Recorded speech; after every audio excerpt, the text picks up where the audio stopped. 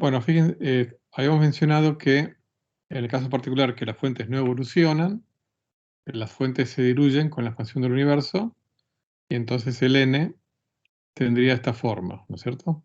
Donde esto es una cierta distribución propia de esa población de objetos, ¿no? En función de la luminosidad.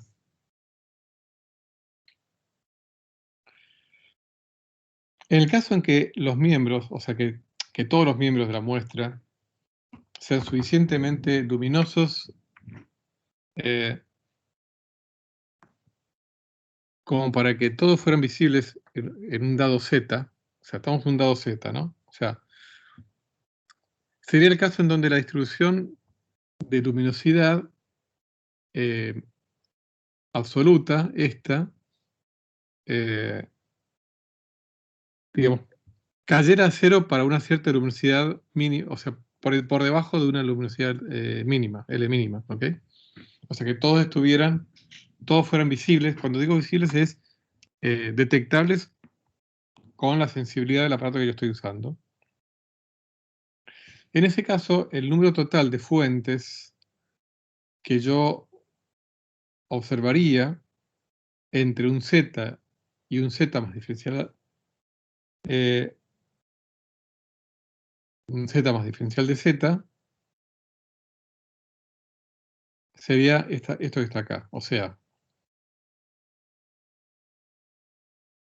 estamos entre Z y diferencial de Z por la definición de n integro sobre todas las luminosidades aparentes desde 0 hasta infinito, ¿no? Estoy en ese Z, como les dije en este caso, también ocurriría que el n sería nulo para un L menor que un cierto L mínimo, en principio. Y lo mismo para este n0 en la segunda integral. Entonces yo acá hago el mismo reemplazo que hice en la parte anterior de la clase. Reemplazo n por todo esto que está acá. ¿Eh? Acá tenía el n, que lo voy a escribir así. Esta integral es una integral definida.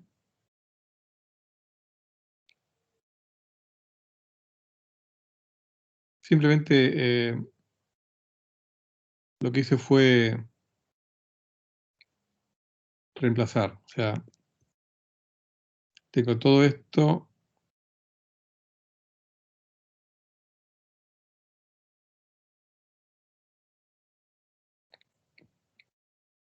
Y reemplacé aquí el diferencial L por esto que está acá.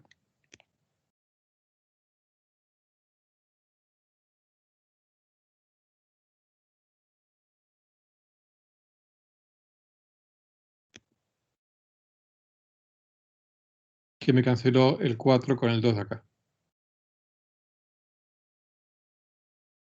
Esta es una integral definida que va a ser una cierta cantidad determinada.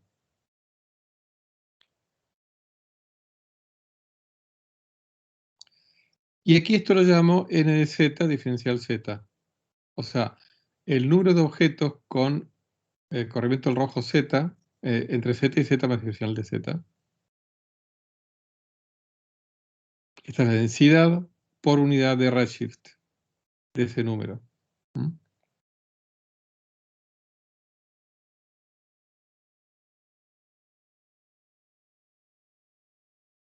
Va a tardar el 4pi, se me fue acá. Acá me quedó un 4pi cuando se canceló. Entonces me queda esto. Entonces, ¿a qué concluimos? Si nosotros pudiéramos medir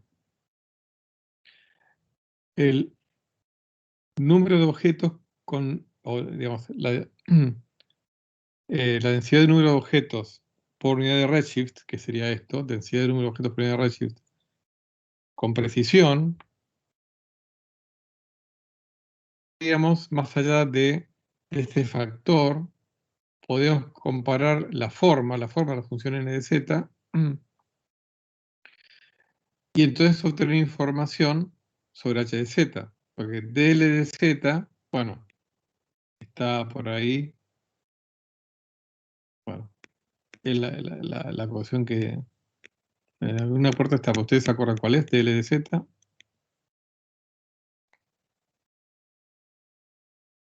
H de z, acá aparecen las omegas, acá aparecen las omegas. Entonces podría obtener información sobre las omegas, a menos de un factor. O sea, como que no conocemos este n0, podría obtener información sobre las omegas.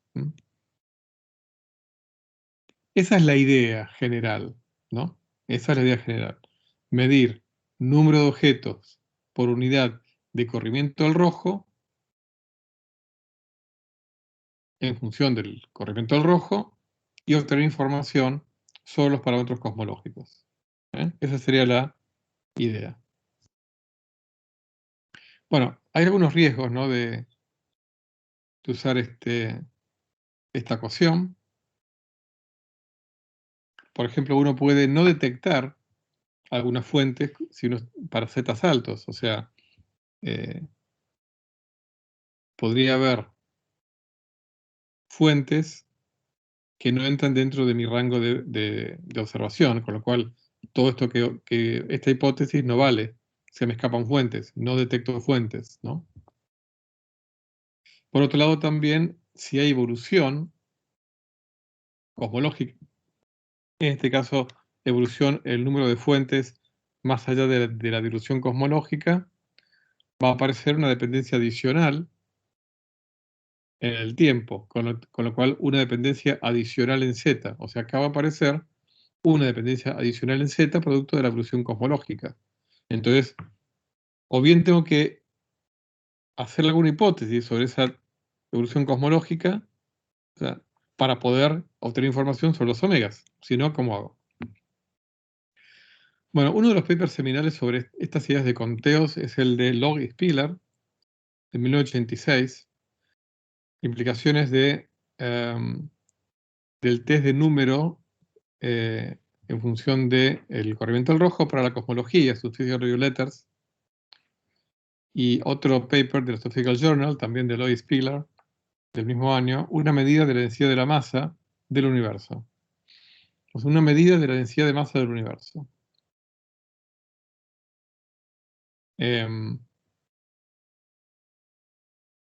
Ellos midieron los zetas fotométricamente, o sea, midieron luminosidades en varios colores, no midieron espectros, o sea, no midieron corrimientos de líneas espectrales. O sea que entonces lo que están buscando ahí es si son todos los objetos de alguna manera similar, cómo va cambiando su color en función de su distancia cósmica, en lugar de ver cómo se van corriendo las líneas. Bueno, eso obviamente es menos exacto, menos confiable que medir el corrimiento de las líneas. Pero bueno, estamos considerando un paper pionero de hace ya casi, bueno, más de 35 años. Entonces usaron esta ecuación, suponiendo curvatura cero, bueno, y aproximando sin materia relativista, ¿ok? Omega m más omega grande igual a 1. Pero lo interesante es que obtuvieron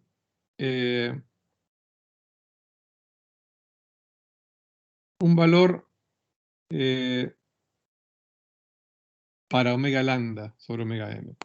Obviamente consistente con 0. Pero bueno, se animaron a partir de estos conteos, obtener información sobre la constante cosmológica, que es un resultado compatible con nulo, ¿no? Pero bueno. Lo que pasa es que, además, este resultado no es correcto porque al no considerar la evolución de las fuentes, de hecho, hoy en día sabemos que, por ejemplo, los cuasares tienen evolución, las radiogalaxias tienen evolución, etcétera, ¿no? Así, bueno, este resultado quedó como histórico, como un primer intento, pero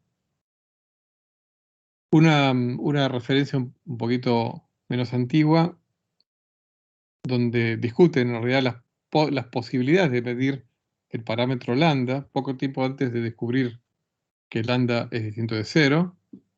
Es un paper de Ballinger, Peacock y Heavens, midiendo la constante cosmológica con muestras de redshift, un monthly notices. Otro paper de Tyson,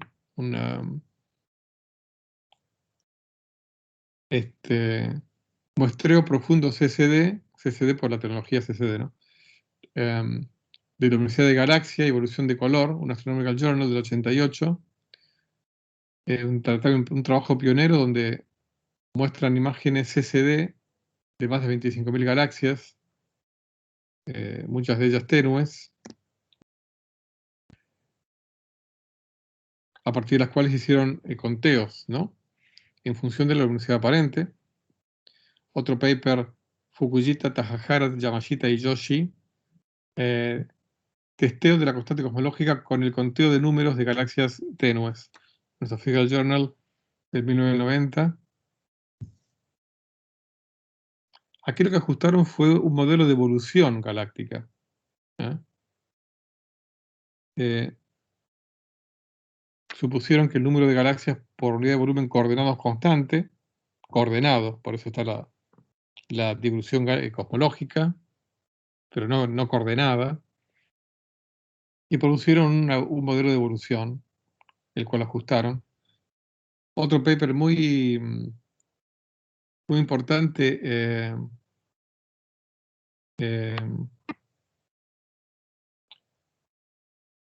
es el de Broadhurst y Ellis y Shanks, donde muestran un muestreo de galaxias tenues del telescopio anglo-australiano. Este muestreo les dio más datos al paper de los japoneses y concretamente los resultados de Fukujita y colaboradores fue significativo en el sentido que obtuvieron un omega m pequeña, pero con los márgenes de error de este método. En 1990 faltaban casi 10 años para descubrir la aceleración del universo y obtener indicios de que en realidad es menor que 1, lo que indicaba es que el universo parecería no ser plano, sino ser abierto. ¿Okay? Pero bueno, era otra época esa. Hoy en día, hoy en día y en los últimos 20 años, en realidad los conteos de galaxias se utilizan más para aprender acerca de la evolución galáctica. O sea, es como que se utilizan más bien los valores de los parámetros cosmológicos obtenidos por otros métodos y los conteos se utilizan justamente para observar cómo evoluciona el universo a través de distintas poblaciones. En ese sentido, publicaciones relevantes son las que incluí aquí. Statue, Ellis y Peterson, análisis de un muestreo de galaxias completo de encorrimiento del rojo, parte 2. La función de luminosidad de galaxia de campo, un monthly notices del 88. Un paper del año 92 de Loveday, Peterson, Statue y Maddox. Otra muestra, la Stromlo APM muestra. La función de luminosidad y la densidad espacial de galaxias. Otro paper de Borgani, Rosati, Tozzi y Norman del 99, vínculos cosmológicos a partir de la muestra de cúmulos profundos del Rosat.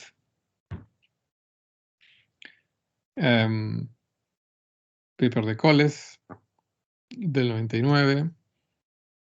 Percival y colaboradores, un muestreo de el 2DF, o sea, un muestreo de galaxias en campos de 2 grados, el espectro de potencia y el contenido de materia del universo, 2001.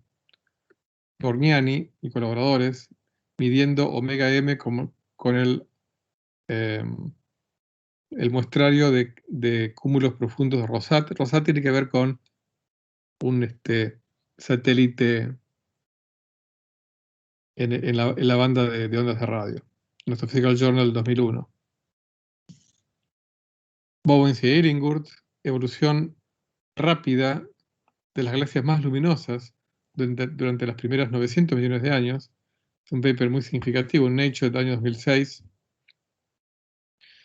Desde el observatorio Lick incluyeron galaxias de hasta corrimientos al rojo hasta 7 y 8, acá justamente buscando evolución, más que parámetros cosmológicos, buscando evolución, en donde los conteos de números empiezan a caer bruscamente, o sea que donde ya a partir de cierto redshift, o bien a partir de cierta luminosidad mínima, yo ya no encuentro más objetos.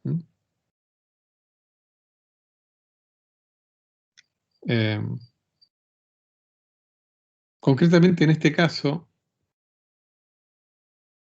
si no existiera evolución, en función a lo contado, lo encontrado en 7 igual a 6, en 7 igual a 6,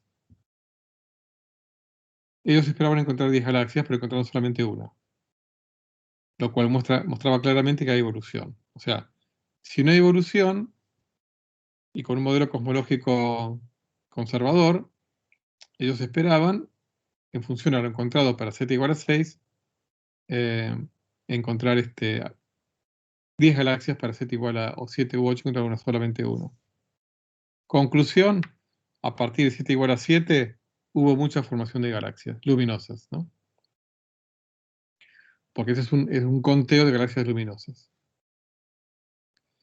Acuérdense lo que vimos en la clase pasada sobre la evidencia, ¿no? Cuando vimos el método, el efecto o el método de Alcock-Paczynski, la evidencia de la ionización del hidrógeno o reionización del hidrógeno intergaláctico, que ya era máxima para z igual a 6, esto es compatible. O sea, la formación de estrellas se supone que es más o menos,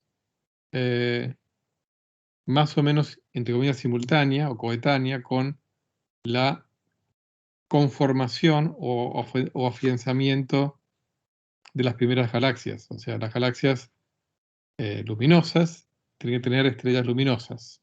Entonces no es casualidad que este método me dé una época de formación de galaxias entre 6 y 7, y este método me dé que la reiniciación ocurrió en z igual a 6.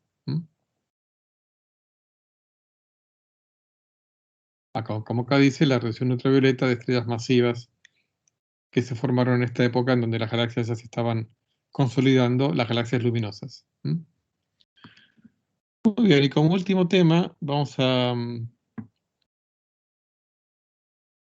estudiar lo mismo, o sea, el recuento de objetos, pero en este caso de radiofuentes. Radiofuentes pueden ser cuasares, galaxias activas, hay muchos tipos de radiofuentes. Y de hecho, históricamente, los primeros recuentos numéricos eran de radiofuentes, muchas de las cuales se conocían a través justamente de su emisión en radio, para los cuales no se podían determinar los corrimientos al rojo. Eso se los cuento, digamos. Pero la idea es la misma, ¿no? O sea, si yo hago una muestra, en este caso lo que sí, digamos, en lo que es radioastronomía, se suele hacer muestras a una determinada frecuencia, y yo cuento fuentes en esa frecuencia. Yo puedo después hacer lo mismo en otra frecuencia o banda de frecuencias, por supuesto, pero digamos, decir, bueno, a ver, cuento objetos que emiten en esta banda de frecuencia, luego en otra banda de frecuencia. Ojo, pueden ser distintas frecuencias de radio, pueden ser, por ejemplo, del orden de 170 MHz, y de repente hacer otro muestrario en una banda que está alrededor de 700 MHz. Siempre son frecuencias de radio pero haciendo muestreos en distintas frecuencias. Por supuesto que si yo mido, qué sé yo, 160 MHz, las fuentes más lejanas, voy a estar viendo la luz que tenían, que emitieron en una banda igual a 160 MHz por 1 más z, ¿no? O sea que,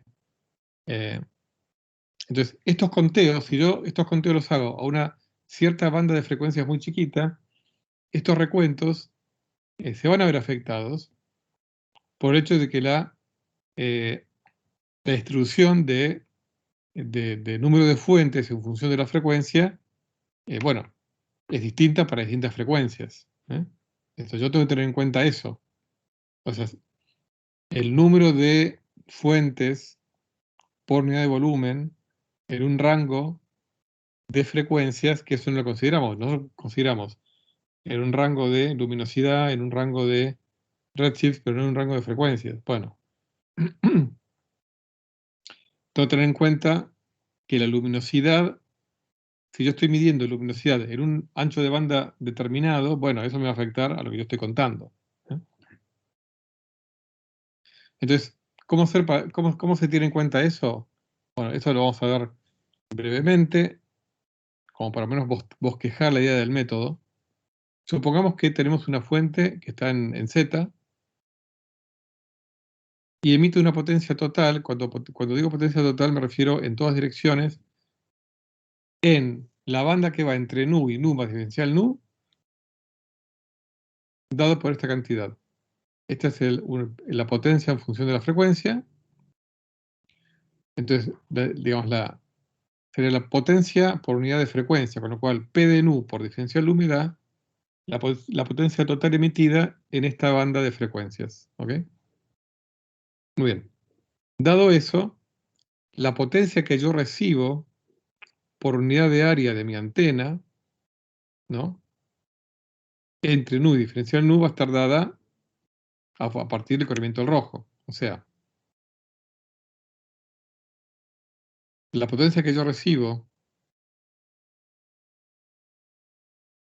en esta banda de frecuencias entre nu y nu más diferencial nu, la potencia que yo recibo es la potencia emitida dividido 4pi por la distancia y luminosidad al cuadrado, obviamente, por definición, como siempre digo, de la distancia y luminosidad. Pero ¿qué potencia aquí? Y la potencia en la frecuencia que corresponde a la que yo recibí. O sea que no es nu, es nu por 1 más z. Diferencial, o si quieren, P de nu de emisión, diferencial nu de emisión. Y aquí es nu de recepción. Entonces, nu de emisión es nu por nu de emisión es nu de recepción por 1 más z. Diferencial nu de recepción es igual a 1 más z diferencial nu de emisión. Esta sería la fórmula. Afortunadamente, muchas radiofuentes tienen un espectro que tiene una forma de ley de potencia. Cae como una potencia de la frecuencia. Se suele llamar en inglés straight. Aquí me faltó la T. Bueno. Este alfa se llama índice espectral. Suele estar entre 0,7 y 0,8. Entonces, si yo reemplazo esto, lo pongo acá tengo que poner, bueno, digamos, esto proporciona con lo cual es una cierta constante, que veré después que hago con esa constante, a nu a la menos alfa. Pero evaluado en nu por 1 más z. Entonces pongo acá a nu a la menos alfa, 1 más z a la menos alfa, ¿no?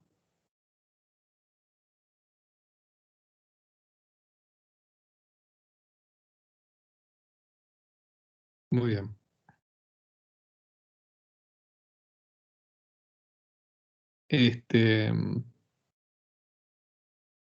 El 1 más z a la alfa menos 1, perdón, a la menos alfa, lo escribo acá, el 1 más z me introduce un menos 1 acá, ¿no? Y acá me queda el P de nu, ¿no? Pues acá me queda A por nu a la menos alfa, o sea, P de nu. Entonces la potencia de recepción en nu la escribo como la potencia de emisión en el mismo nu, no corregido, sino el mismo nu, nada más que la corrección, debido a esta forma de potencia que tiene en particular, me aparece aquí. Con lo cual puedo, bueno, me cansé en los diferencial nu, y este es el vínculo entre la potencia recibida y la potencia emitida. Ambas evaluadas en la misma frecuencia. ¿Ok? El corrimiento del rojo está tenido en cuenta en que me aparece un factor adicional acá abajo, aparte de la distancia y luminosidad. ¿Ok? De ahora en más vamos a tomar una cierta banda fija, nu fija, con lo cual vamos a obviar el argumento S de nu igual a S, P de nu igual a P. ¿Ok? Muy bien. Entonces, supongamos que en el tiempo t hay n fuentes con cierta por unidad de rango de potencias, con lo cual el número total de fuentes por unidad de volumen propio con potencia entre P y P diferencial de P va a estar dada por esto, n por diferencial P. Entonces, ¿cuál va a ser el número de fuentes observadas que tengan una potencia por unidad de área de la antena mayor a S? Y acá hacemos algo parecido a lo que hicimos antes, cuando vimos en general el recuento de números, o sea, que escribo la misma. Acá integro sobre todas las potencias posibles, pero para una dada potencia, como estoy contando fuentes que tengan una potencia observada mayor que un cierto S mínimo, tengo que integrar en un volumen hasta el R máximo. Esto es el diferencial del volumen propio, igual que antes, es lo mismo, el N. Utilizando la ecuación 57.3 y, perdón, en realidad esto lo...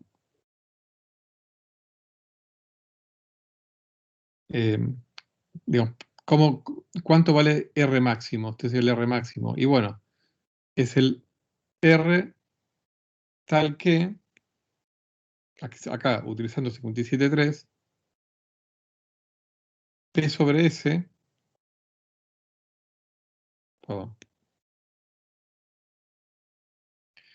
como S tiene que ser mayor que este S mínimo, P sobre S, como ese está el denominador, tiene que ser, o sea,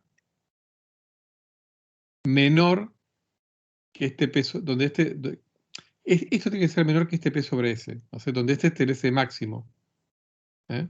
Pero este es el S mínimo. Acá pongo el S mínimo, esto tiene que ser menor que esto que está acá, ¿eh? Donde aquí pasé esto dividiendo y esto multiplicando. Y esto me da, acá yo tenía distancia y luminosidad. Reemplacé distancia y luminosidad por su expresión en función de la coordenada radial, entonces lo reemplacé aquí, entonces me queda, de aquí me da cuál es el R máximo. ¿Eh? El R máximo surge de esta ecuación. Es 1 más z al alfa más 1, etc.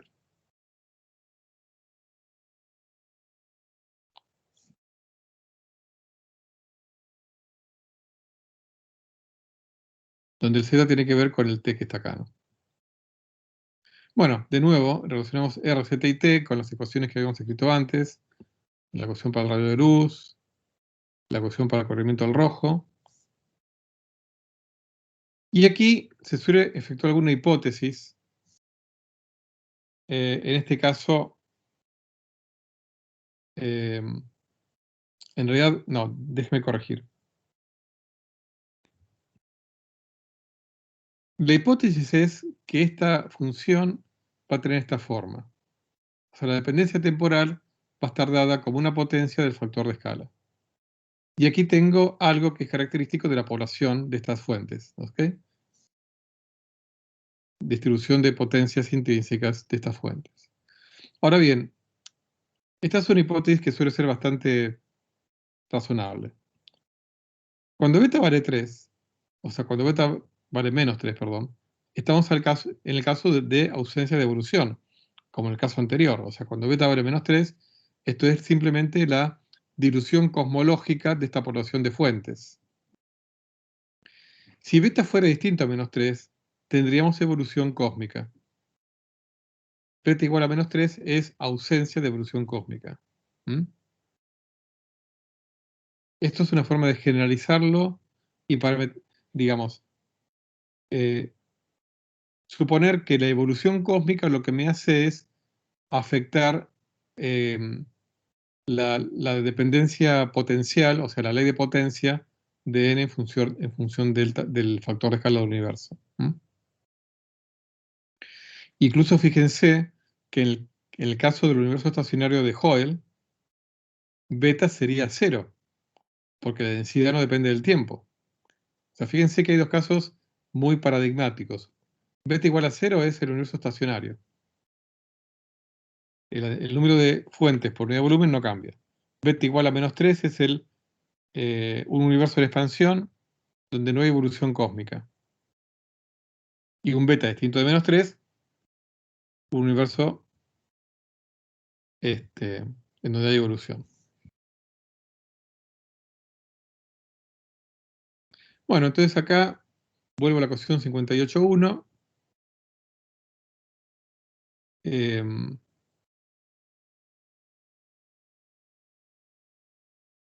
Aquí reemplacé a cubo por 1 más z a la menos 3 por a 0 al cubo. Acá, perdón,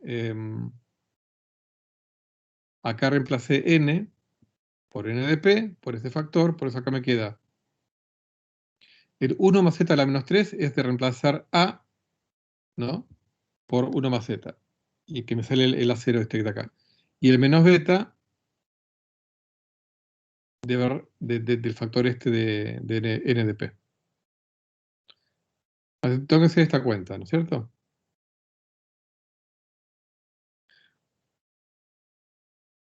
Pero acá tengo que ver qué hago con digamos, cómo hago esta integral. O sea, tengo que escribir z en función de r. Entonces, en el caso en que esté trabajando con un conteo para z pequeños, puedo, solamente en ese caso, puedo hacer escribir esta fórmula que la habíamos encontrado hace tiempo para la coordenada radial en función del corrimiento del rojo,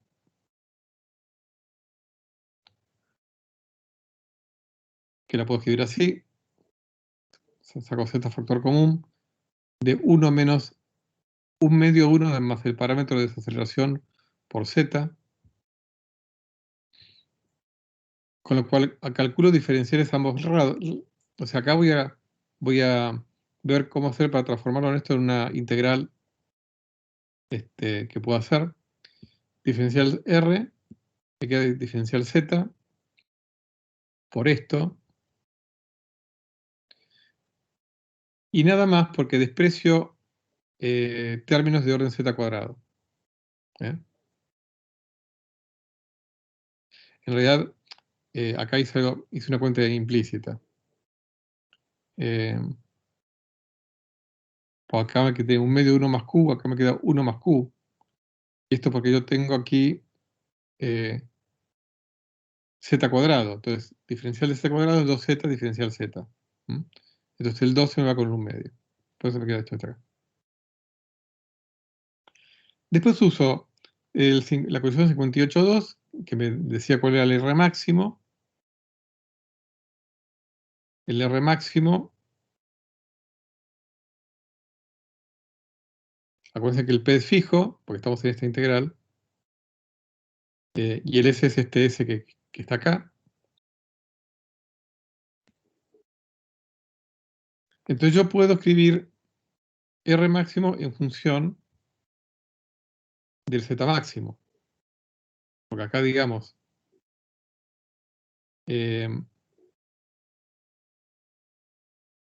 puedo pasar esto dividiendo y me queda el R máximo en función del Z máximo.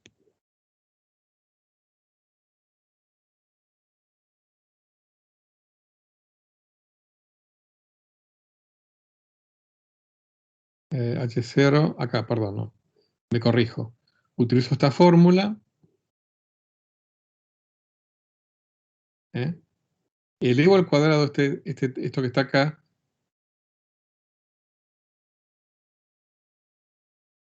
me queda esto que está acá, más términos en el superior. Acá, bueno, saco el z. En realidad podía haberlo hecho aquí, aquí directamente, me salía el z cuadrado y el... Lo que pasa es que acá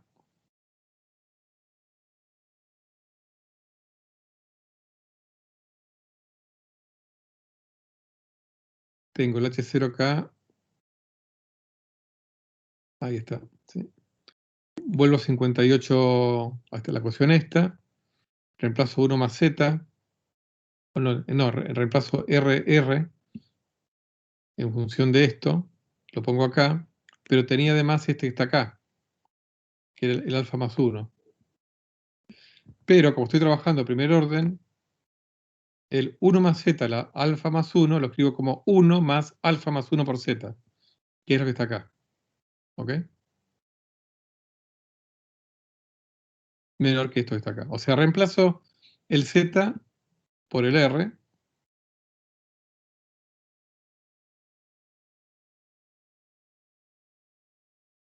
Bueno, trabajo aquí siempre a primer orden. Entonces aquí desprecio el término z por z, con lo cual me queda el z cuadrado, factor común de 1 más alfa más 1 menos q0, o sea, 1 menos 1, 0. Me queda alfa menos q0 igual a esto que está acá. Acá pasé el h0 cuadrado a la menos 2 multiplicando, el 4pi dividiendo, y obtuve esta ecuación. ¿Mm? Esto sería la ecuación para el z máximo. Ahora, ¿cómo hago para despejar esto? Bueno, lo que hago es, como supongo que z es muy chiquito, y además supongo que esta cantidad que está acá es muy chiquitita, entonces hago un método tipo piano-picard. No sé si alguno se acuerda, digamos, un método numérico. Parto de una semilla, que es escribir una primera raíz, que es despreciando este término. O sea, como como z es muy chiquitito, resuelvo esta ecuación despreciando este término. Entonces, la semilla z0 va a ser la raíz cuadrada de esto que está acá. Y el z1 lo obtengo escribiendo aquí el z0, lo paso dividiendo y me da el z1 cuadrado. ¿Mm? Le saco la raíz cuadrada. Como esto es chiquitito, el 1 más esto pasa como 1 menos esto en el numerador, me queda esto. Así, bueno, acá de nuevo el z1 es la raíz cuadrada de esto, que es igual a, como esto es mucho menor que 1, es 1 menos 1 medio de esto que está acá. Y esta es mi estimación para el z máximo. O sea, z tiene que ser menor que este z máximo. Entonces la ecuación, esta ecuación la transformo, esta integral la transformo de la ecuación 58,44, la transformo en una integral en z con un z máximo. Acá está el z máximo. Acá reemplacé esto en función de r en función de z. Acá está r en función de z. Bueno, cambié las cosas. Después ustedes chequen las cuentas. Acá está, hice los cambios correspondientes. Se me simplifican algunas cosas acá. Esto que está acá, cuando hice los apuntes, esto estaría restando. O sea, sería 1 menos 3 más beta por z, menos 2 veces 1 más q0 por z, más orden z cuadrado.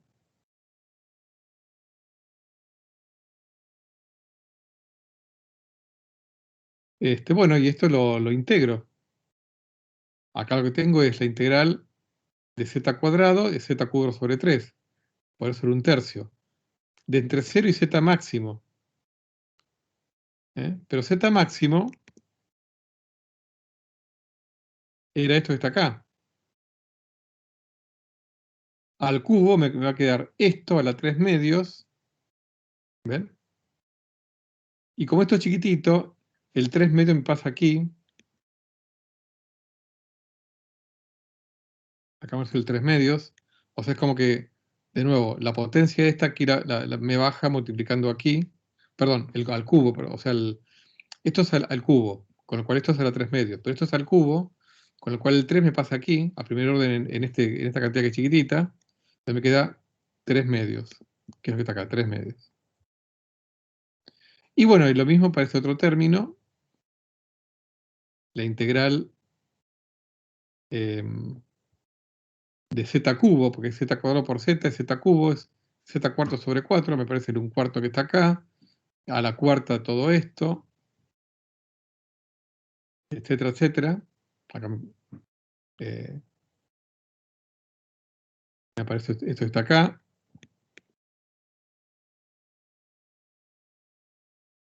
El 4 aparece justamente como es a la cuarta, es directamente esto multiplicado por 4. O sea, como esto a la cuarta, a primer orden de este factor me aparece un 4 aquí, y no hay más términos. Bueno, y todo esto tengo que integrar. Acá voy simplificando y escribo finalmente la ecuación a primer orden en esta raíz cuadrada, más orden raíz cuadrada al cuadrado. Bueno, y se trabajan, digamos, agrupo los términos y bueno, lo que queda es, se simplifican cosas. Esto les queda a ustedes para el que quiera hacer las cuentas. Acá están todas las cuentas. Me queda 3/4 beta más 2 alfa más 5. Esto se me cancela. Así bueno, acá están todas las cuentas. Bueno, pero vamos ahora al kit de la cuestión.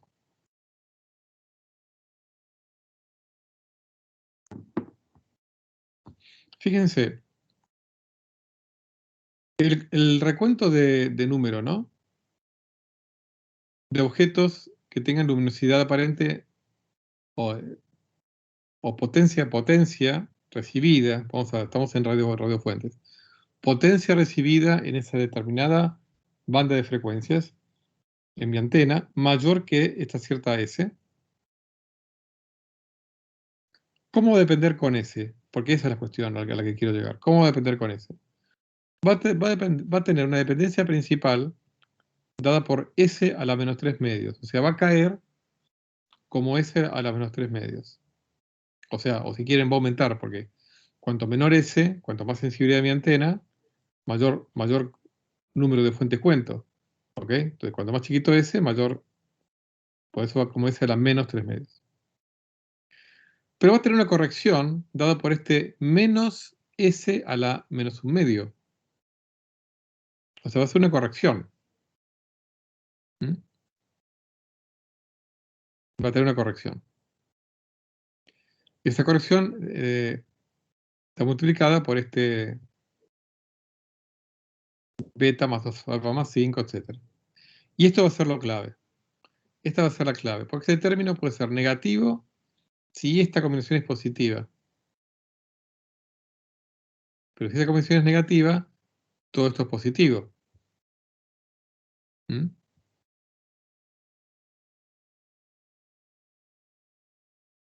Entonces, ahora viene la discusión final de todo esto que acabamos de ver. Entonces, el término principal, como les dije, es el que cae como S a la menos 3 medios. La corrección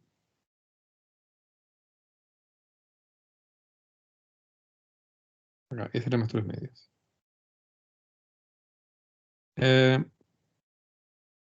O sea, la corrección va a ser igual a S a la menos 2, porque en realidad es S a la menos 3 medios por S a la menos 1 medio, es S a la menos 2.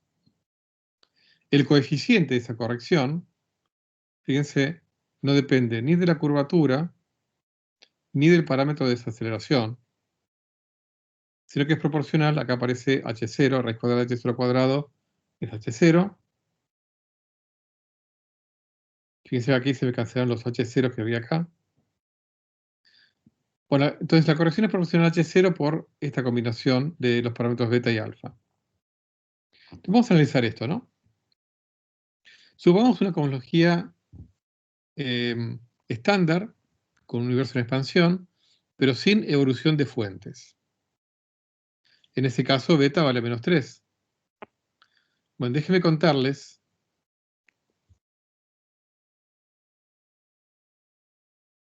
porque yo, déjenme recordar dónde había definido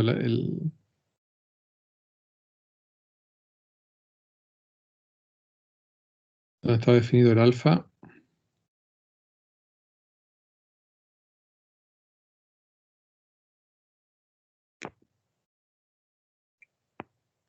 Acá. Vamos a suponer que alfa es 0,75.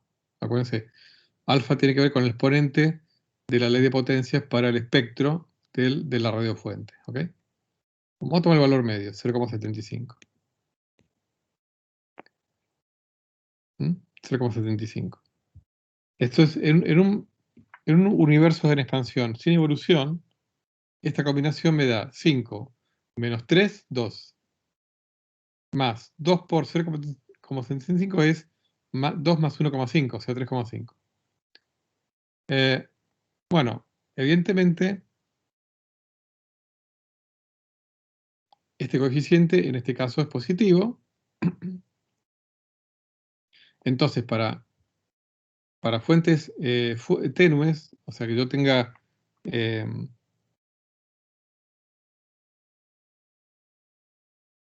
el conteo, si yo,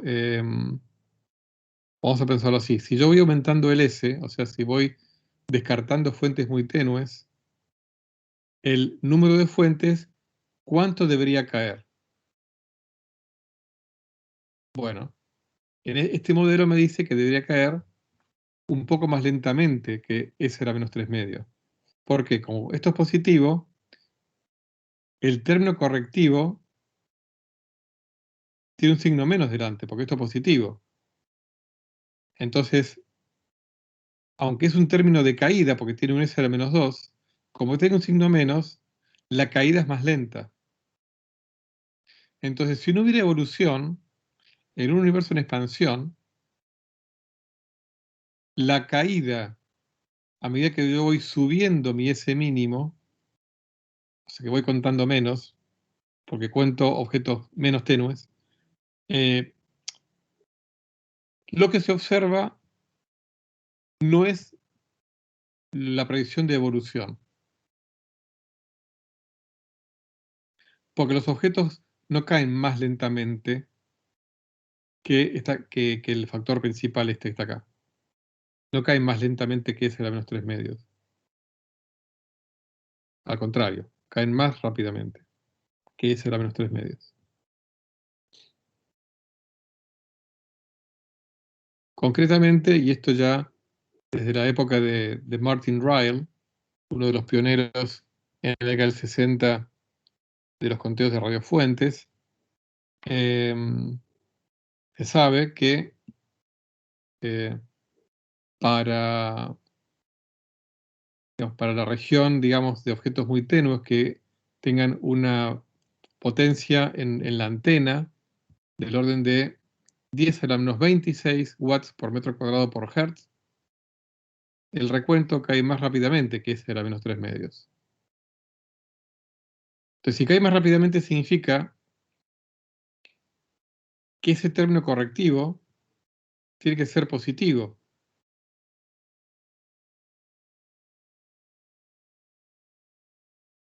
Con lo cual esto tiene que ser negativo. Pero si esto es negativo, dado que alfa es 0,75, me dice que beta es menor a -6,5. Si ustedes ponen acá 5 más 2 por 0,75 es 6,5. Si todo esto, para que todo esto sea negativo, beta tiene que ser menor que -6,5. O sea que hay evolución y el número de radiofuentes por volumen comóvil está decreciendo con beta menor, que es -6,5. Está decreciendo, parece como que es algo que está ocurriendo ahora. No, al revés. En realidad, si yo incluyo, o sea, si estoy en el rango de S muy chiquititos,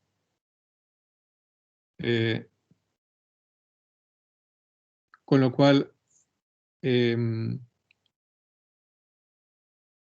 si yo voy aumentando el S, estoy incluyendo solamente fuentes más cercanas. Me está diciendo que esto cae. Significa que muchas de estas radiofuentes, de alguna manera, se van transformando en otra cosa a medida que evoluciona el universo. ¿Mm?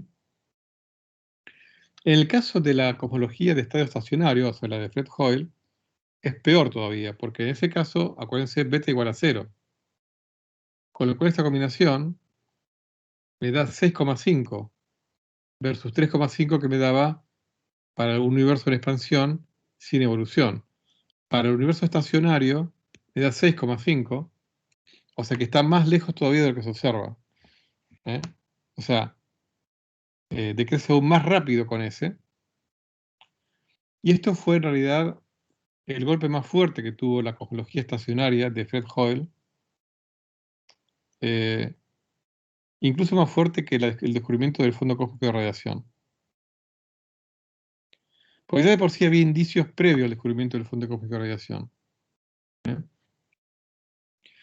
Pero en realidad, con respecto al fondo cósmico, Fred Hoyle tenía, digamos, argumentos más, digamos, más desconcertantes en cuanto a que, o sea, tenía argumentos más firmes para defender su teoría, como les comenté alguna vez, producto de que la luz termalizada de las galaxias podrían dar cuenta del fondo cósmico de radiación. Pero este resultado de evolución galáctica o de evolución de radiofuentes fue un golpe más fuerte. Igual Fred Hoyle diseñó argumentos para también defenderlo, pero eran argumentos más difíciles de sostener. ¿Mm? Bueno, referencias para que ustedes puedan leer de primera mano el clima, digamos, en la década del 60, fines de los 60, fines de los 70. Un paper muy clarito de leer es el de Martin Ryle, los recuentos de radiofuentes. Esto es en el Annual Review de Astronomy and Astrophysics, un paper del año 68. Después un paper de Bracher, Burbidge y Steve Meyer, conteo de fuentes y teorías. También un artículo en Comments on Astrophysics and Space Physics del 71. Y bueno, este tema de conteos es un tema que uno podría hablar mucho. Esto es lo que les quería contar. Pueden profundizar, ya les digo, en la literatura. Así, hasta acá llegamos por ahora.